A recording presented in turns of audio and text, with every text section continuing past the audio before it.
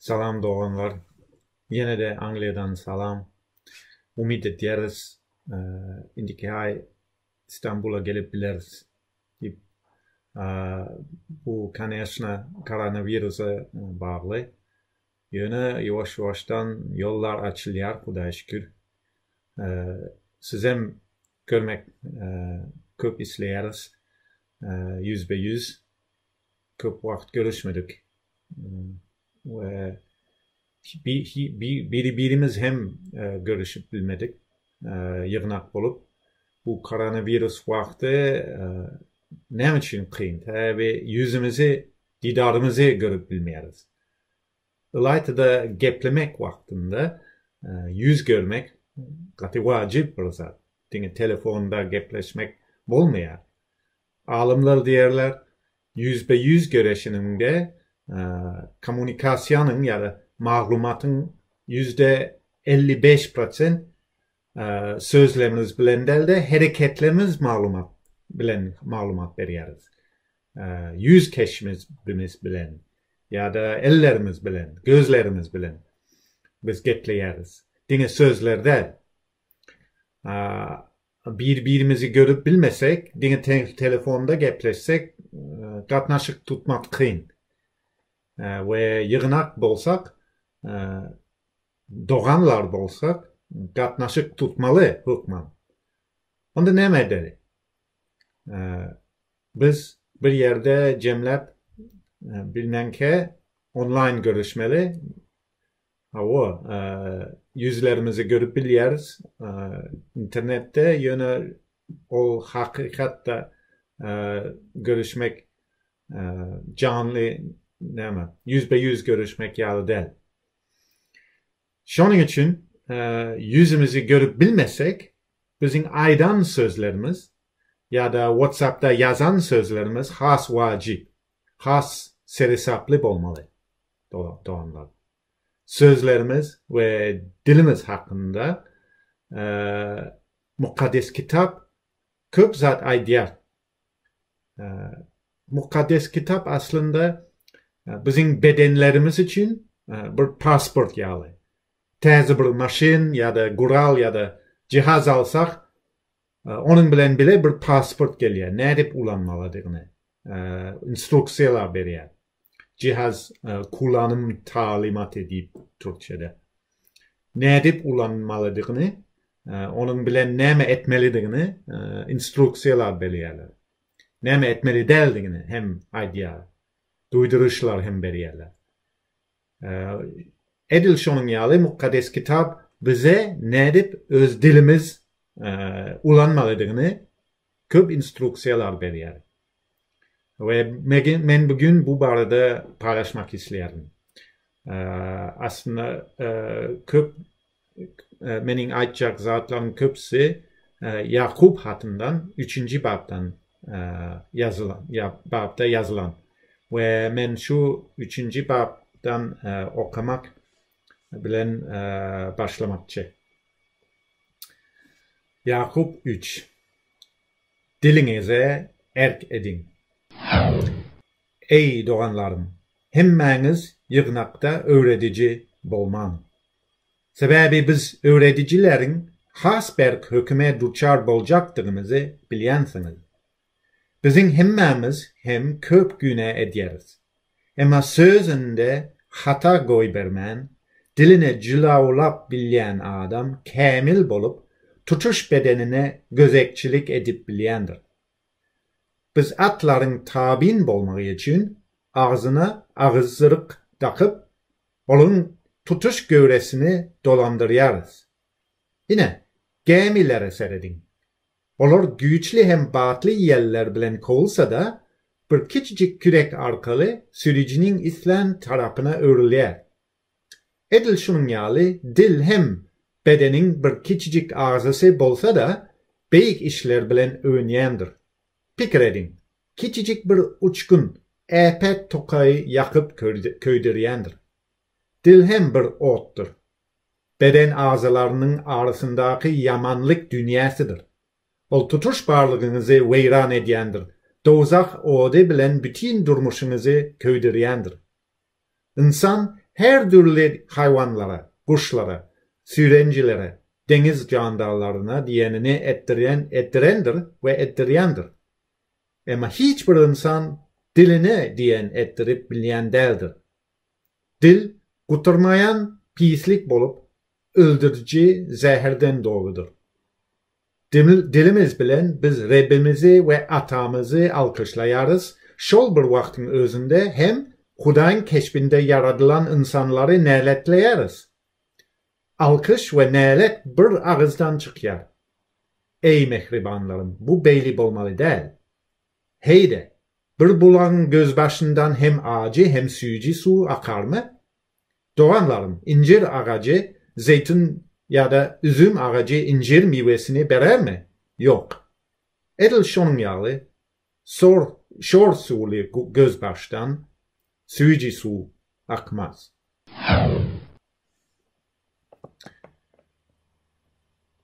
Bu sözler bilen Yakup bize dilin neyle ulanmalıdığını instruksiyalar veriyor.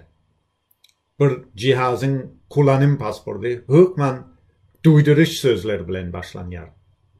Misal için bir elektrik cihaz suya galtaşmalı değil. Hatta toktan urulup oluyor. Ya da bir uçuk çağılardan taş saklamalı. Hatta o yıkılıp uçağı şikayet edip biliyor. Bu yerde hem Yakup bize dilimizin hopeliliğini barda duyduruş veriyor. Birinciden ol dilin güçlülüğünü aydiyor. Dil küçük olsa hem güçlü bir bedenin ağzısıdır diye. Ol atların ağzırlığı vardır aydiyor. Küçücük bir demir onun ağzına salsak güçlü dayo bir atı diyenini ettirip biliyor. İslam yoluna gidiyor bu at. Sebebi ağzında şu küçücük demir var.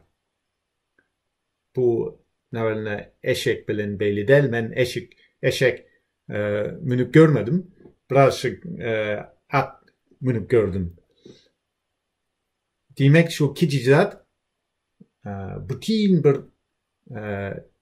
dayo güçlü atı dolandırıp biliyor. Ondan sonra diye geminin küreği, geminin rulu. Küçücük bir zat. Biz her gün Boğaz'da, Bosfor'da uğurlakan tankerler gidip barıyandığını görüyoruz. Onlar uğurlakan bolsa hem onun rulu, onların plankası, küreği küçük bir zat tankere seredende. Yöne ol şu rul bilen dolandırıp biliyorlar. Hatta katı hoplu olurdu şu tankerler Bosfor'un içinde. Bir zada degseler elhenç bir avariye bulup bilirdi. Yöne şu küçücük zat uğlakan tankere örülüp biliyor. Dil yağlı. Ondan sonra uçkun vardı görünüyor diye. Bir uçkun tokay yok edip biliyor. Küçük zat. Ama o öyle bir netice getirip biliyor. Dil hem güçlü bir bedenin parçası. En güçlü diysem ben buluyor. Süleyman'ın peygamberleri de 18. babda 21. ayatta şeyli sözler var. Ölüm hem, yaşayışım hem dilin ihtiyarında. Dili söyleyen hasılından yer deyip yazılan. Misal için bir ofiser dine bir söz aytmalı.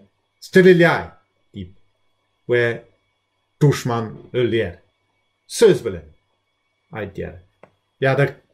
Ya da sudda kazı güneli deyip çağrı etmeli ve bu pakra adam ölüm cezasına ek diyorlar.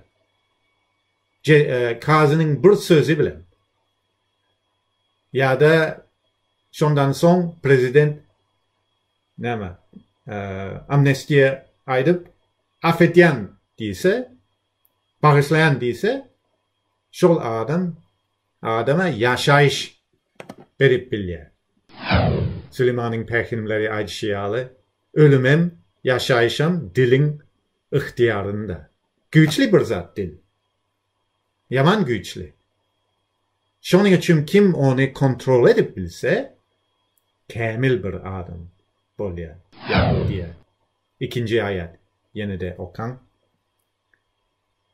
Yakup diye, emma sözünde hatta koy vermen, dilini cilavlap bilen adam, kamil bolup, tutuş bedenine gözekçilik edip bilendir. Demek, Hudayın bedenimiz için veren pasportu demek mukaddes kitabında birinciden duyduruşlar var. Bu dil, bu küçücük parça güçlü. Hem kim onu kontrol edip bilse o bütün bedenini kontrol edip biliyor. En güçlü parça. Eğer sen onu kontrol edip bilsen sen hem güçlü olursun. Yani ikinci duyduruş veriyor. O diye dil katı hoplu bir zat. Dilin hoplu dönüne ait yer. 5. ayet. Yine de okuyayım. Edil şunun yağlı, dil hem bedenin bir küçücük ağzısı bolsa da büyük işler bilen övünüyendir.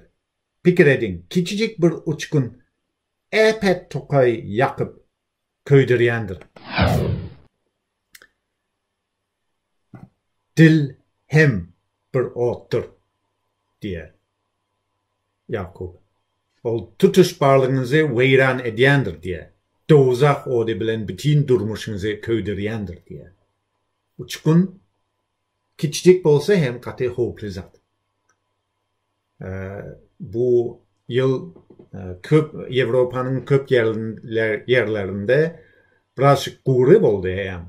Thomas Başlamanka. Ve mangal yasak ettiler. Tokay'da gidip hiçbir mangal yakmalı değil. Sebebi şu mangaldan bir uçkun çıksa bütün Tokay'ı yok edip biliyor. Adamlar hem öldürüp biliyor. Öyleri hem yok edip biliyor. Dil bu uçkun yağlı. Küçük olsa hem o katı hoplu bir zat. Bir bomba yağlı. Bomba küçük olsa hem o bir köçe yok edip biliyor. Yani bir şehir yok edip biliyor. Bir topar adamlar öldürüp biliyor.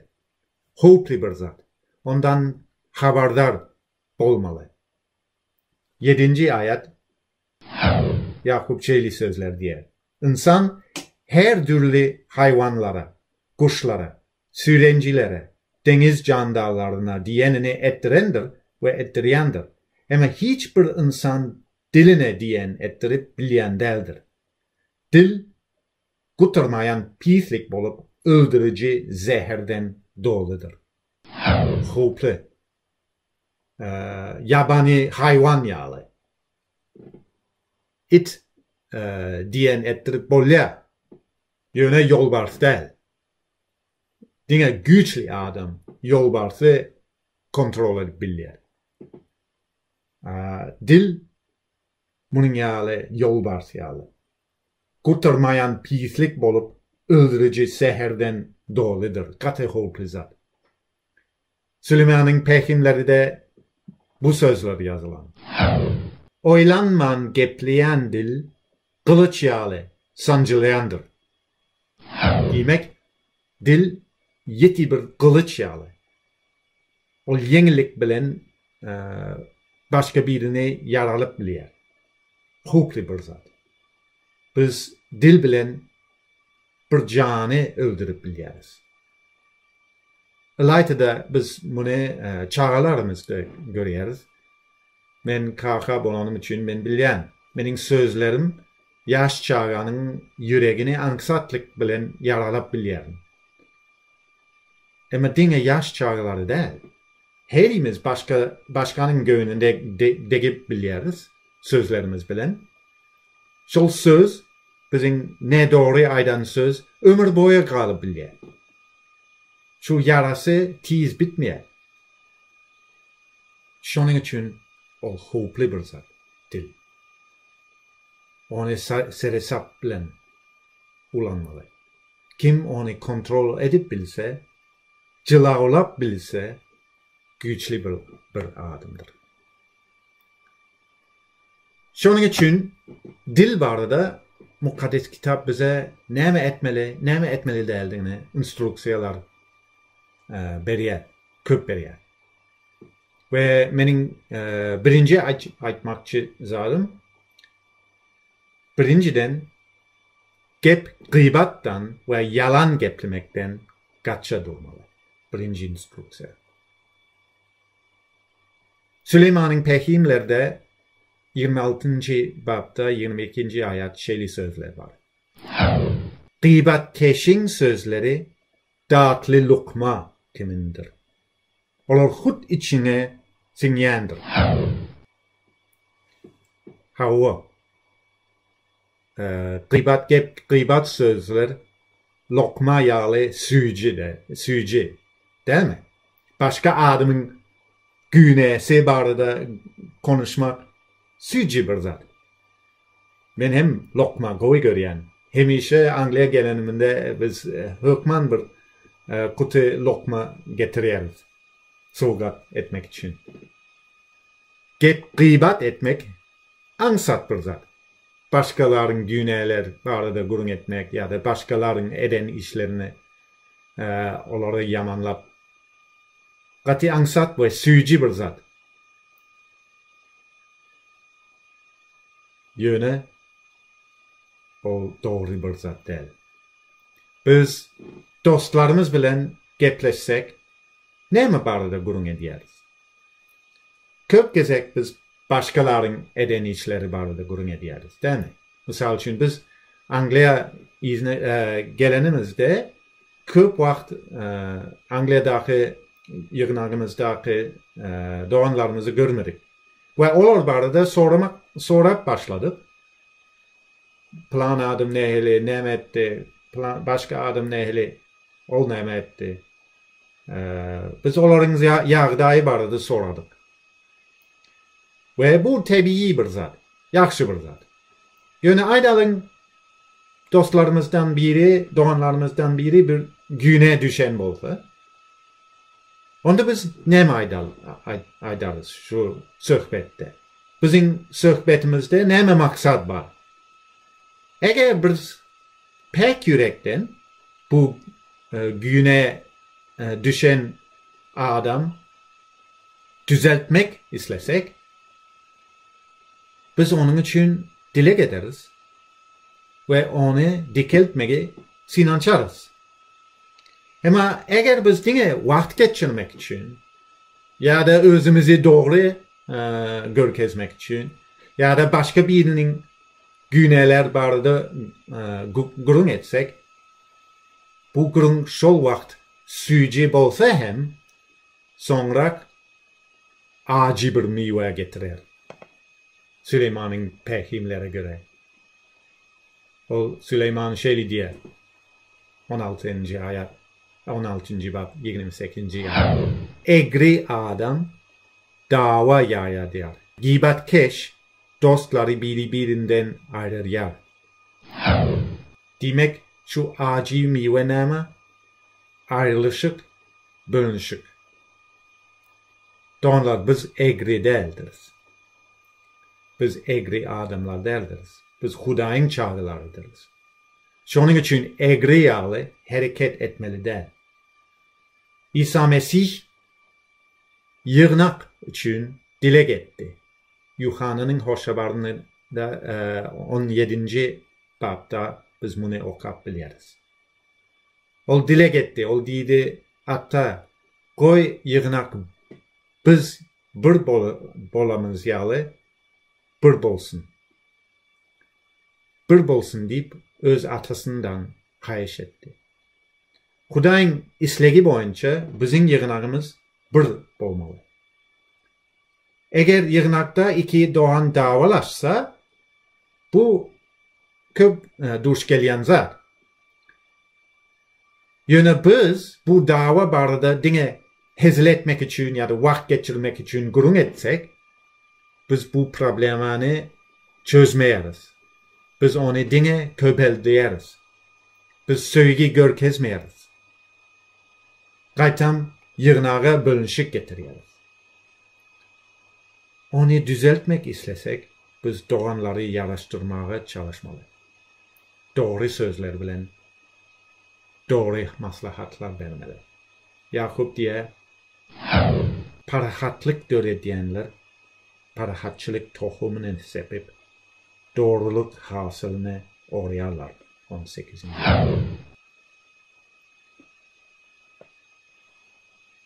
Süleyman'ın peygamberlerinde başka bir söz var.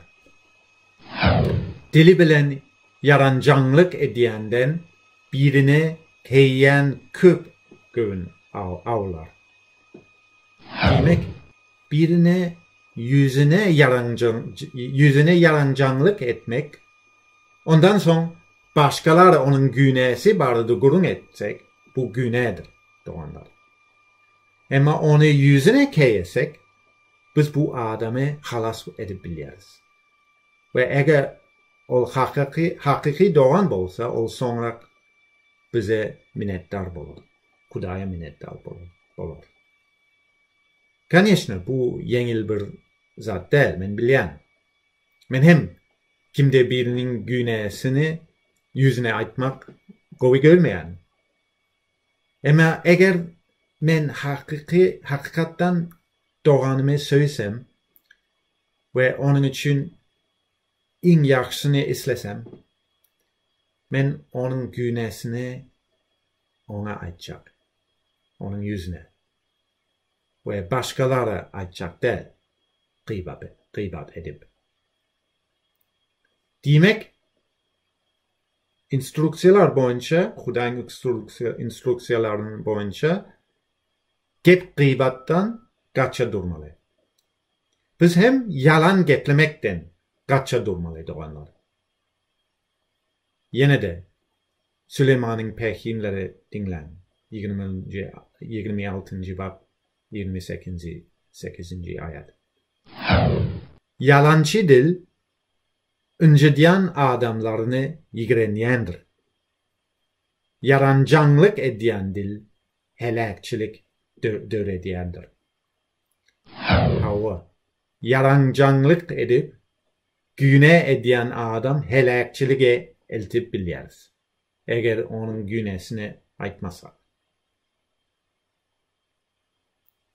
Dilimizi cilavlamasak biz yenilik bilen başkaları incirip biliriz. Başkalarının gönlüne bir fark olmalı değil doğanlar.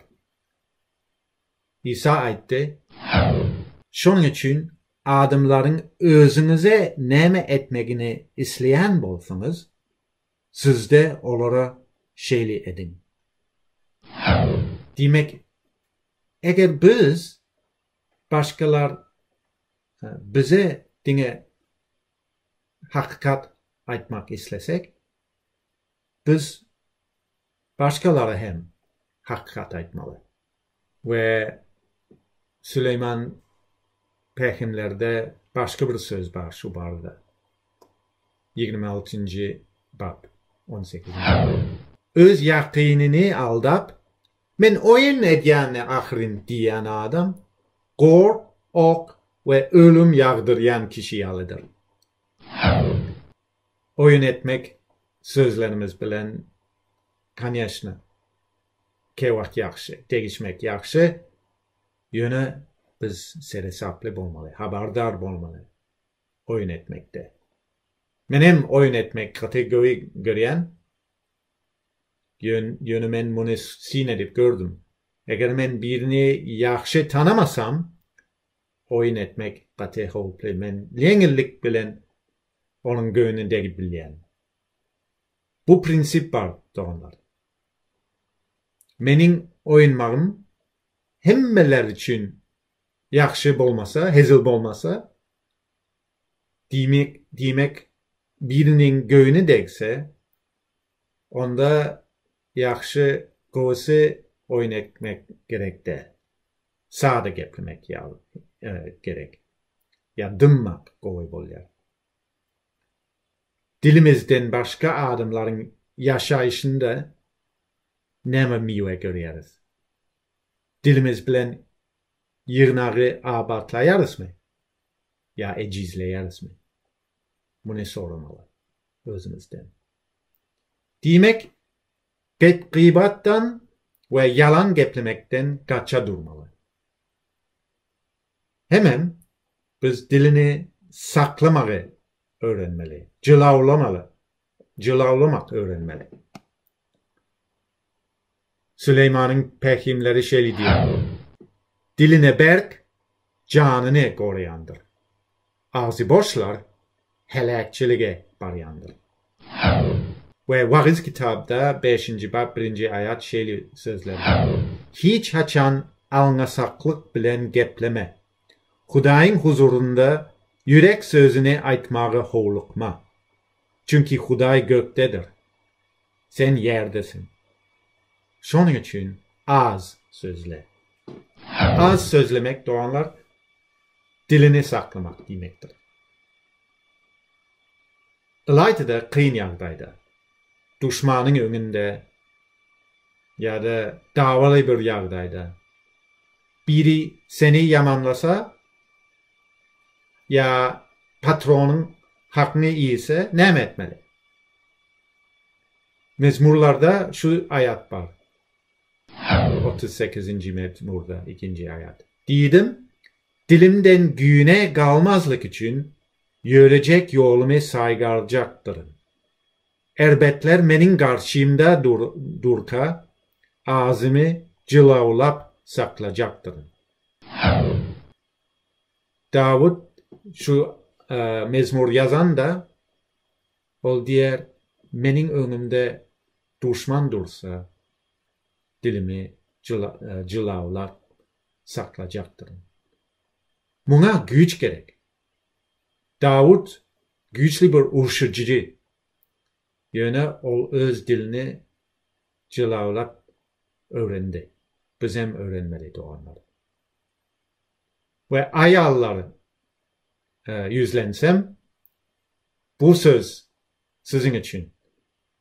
Süleyman'ın pehimleri 25. ayet, 25. bab, 24. ayet. İğencen ayal bilen öyde yaşandan üçegin bir burçunda yaşamak koyulur. Ve başka bir söz var ona okşap 21. bab 19. ayet. İğencen hem gaharcan ayal bilen yaşandan çölde yaşamak koyulur. Belki ayallarda bu dil güneleri köprak duş geliyor. Tabi erkekler başka güne ediyorlar.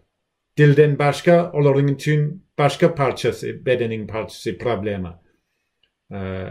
Ama bu söz dinlen. Süleyman'ın pehimlerden. Kömür, köz için. Odun, ot için. Cencelçi, dava tutaştırmak için gerek. Demek cencelçi ol berde adam, erkek adam. Hem bolyer. Dava, cencel, köplenç dilimiz bilen başlanıyor. Ve cencelçi ol öz dilini cılavlap öğrenmedik bir adamdı. Bu hemmemize değişli. Hem ayallara hem erkeklere. Kömür köz için, odun ot için, cencelçi dava tutaştırmak için gerek. Eğer cencelçi olmasa dava hem olmaz. Şunun için hem ayallar hem erkekler biz cencelçi olmalı değil. Cencelden kaça durmalı. Dilimizi cılavlamak öğrenmeli. Saklamak öğrenmeli doğanlar. Alayta da dilimiz bile bize elmedama güne else biz onu saklamayı öğrenmeli. Bu ecizlik dine ayarları değişli değil.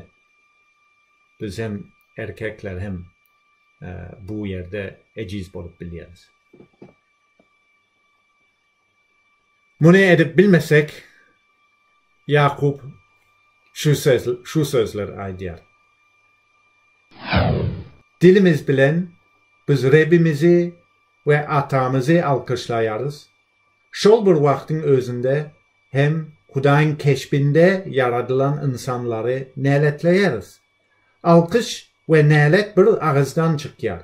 Ey mehribanlarım, bu beyli bolmalı değildir. Heydi, bir bulağın gözbaşından hem ağacı hem suyucu su akar mı? Doğanlarım, incir ağacı, zeytin ya da üzüm ağacı incir meyvesini verer mi? Yok. Edil şonun yağlı, şor sulu gözbaştan suyucu su akmaz. İsa Mesih şolburza da etti. Luka'nın hoş haberinde 6. bab 43. ayet. Yaxşı adam yüreğinin yaxşılıkta hazinasından yaxşılık çıkarayandır. Yaman adam yüreğinin yamanlık hazinasından yamanlık çıkarayandır. İnsanın dili yüreğinden coşanını sözleyendir. Demek dilimiz bir dil bir adamın ruhi yardayını görkezer. Eğer biz İsa Mesih'e iman ettik deyip aytsak, onda bizim sözlerimiz şu şayatlığa kabat gelmeli. Eğer kabat gelmese bu edil Yakup ayçiyalı şor sulu gözbaştan suyucu su akmaz. Şu sözler gelmeli değil. Ol diye ey mehribanlarım bu beyli olmalı değil. Alkış ve nelet bir ağızdan gelip. Bizim ağzımızdan hem yaxşı sözler hem yaman sözler çıkıyorlar mı? Ağzımızdan hem nelet hem alkış çıkıyorlar mı? Eğer beyli olsa biz içimiz seyretmeli doğanlar. Yüreklerimizin yağdayı seyretmeli ve tövbe etmeli. Yakup diyor, aranızda dana hem parasatlı adam var mı? Eğer var olsa, oy olmunu doğru durmuşu ve danalıktan çıkan pespelliği bilen bitiren onat işlerinde görkezsin. En sonunda doğanlar bizim eden işlerimiz Hudaya gerek. Yaxşı sözler, ovadan sözler gerek değil. Danalıktan çıkan pespelliği bilen bitiren onat işleri Hudaya gerek. Yani dana bulmak sözlerimiz bilen başlanıyor. Şunun için biz birinciden tövbe etmeli. Eğer biz sözlerimiz bilen kimdir birini yamanlap bolsak ya da göğünü degen bolsak biz Hudayın önünde tövbe etmeli. Ve indiden beylek dilimizi cılavlamak için onun mukaddes ruhunu güç kuvvet dilemeli. Bütün yüreğimiz bilen çalışsak Huday bize dilimiz üstüne yeniş verer. Buna inanıyorsunuz mu doğanlar? İkinci adım Hudayınız Rabbi yatlan. Mezmur 138 4. ayet şöyle diyor. Henüz ağzımdan bir söz çıkmanka ya Rab, sen onu eyyam doğru biliyorsun. Huday her aydan sözümüzü hem eşdiğer hem önünden bilir. Bunu iyi atla. Biz fikir ederiz yapık otakta iki adam yüz be yüz görenimizde hiç kim bilmeye bizim aydan sözlerimiz. Yok, bu doğru değil. Huday biliyor. Huday senin aydan sözlerinin önünden biliyor. İsa Mesih'i yatla. O düşmanların önünde durka hiç zat aytmadı. Ağzını açmadı. 1. Petrus 3. babda bu barada yaxşı sözler var. Ben onları size okumakçı. 3. bab 1. Petrus 3. bab 8. ayet. Şeylilikte hemmeniz fikirdeş, dertdeş bolup birbirinizi doğanlık sevgisi bilen söyün. Rehim şefaatli ve pespel bolun. Yamanlığı yamanlık, sövgünçe sövgünç bilen qaytardı vermeyin. Tersine alkış bilen cevap verin. Sebebi siz şunun yali yaşamağa çağrılansınız. Çünkü dövran sürmeyi isteyen bolsan, yaxşı günleri görmekçi bolsan, yamanlıktan sakla sen öz dilini ve hileli gepten dodaklarını. Alkış bilen cevap verin diye. Yumuşak söz, pesbel söz Hudayın islegine yetiriyor. Sövgünce biz sövgünç bilen cevap vermeyiz doğrudur. Gerek bolsa biz hiç zat aytmayarız. Eğer edip bilsek biz yumuşak söz, yumuşak cevap bilen cevap veririz. Yumuşak söz ol bir damca su yalı. Damyan su bir daşa değse biz görüyoruz hiç tesir etmiyor. Yani şu damyan su yıllar boyu damsa ol bu katı daşı eriyer. Bizim yumuşak sözlerimiz hem şeyle. Yumuşak dil, doğru sözler, en katı yüreği eridip biliyor doğanlar. Şunun için Hudayınızı Rabbi hemmişe yatlamalı. İsa Mesih'i yatlamalı geplerimizde. Ve üçüncü etmeli işimiz geplenimizde, gurun edenimizde başkaların behbidini ağırmalı. Ben köpgezek özüme beygeltmek için gepleyen. Başkalarının behbidini ağırmayan. Ama bu doğru değil. Doğrular. Efeslilerde 4. bab 29. ayet şöyle diyor. Ağzınızdan hiç haçan yaramaz söz çıkmasın. Gaytam dinleyenlerin mehteçliklerine göre gerekli sözleri sözlep onları ruhlandırın. Şunda sözleriniz onlara peyda getirir.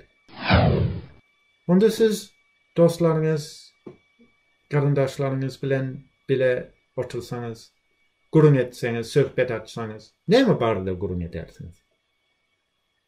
Ruhlandırıcı sözleri aytmalı. Başka kimdir biri barda gurun etseniz, onu tariplamalı. Yok etmeli değil. Güne eden adam barda gurun çıksa, onu dikeldip sinançalı bu adamı. Gıybat etmeli değil. Peydalı sözler ulanmalı. Huday bize bir kural verdi. Dilimiz. O bize onu alkışlamak için verdi. Hoş haber aytmak için verdi. Başkaları albatlamak için verdi. Yok etmek, sövmek, gıybat etmek, yalan geplemek için vermedi Huday bu kuralı. Şonuň üçin geliň, ony seresap bilen ulanyly. Hudaýyň öňünde hemişe pek durup, hemişe onuň islegine laýyk ulanyly dilimizi. Hudaýyň islegi boýunça. Ve goý Hudaýymyz hemmemizi bereketlesin. Amin.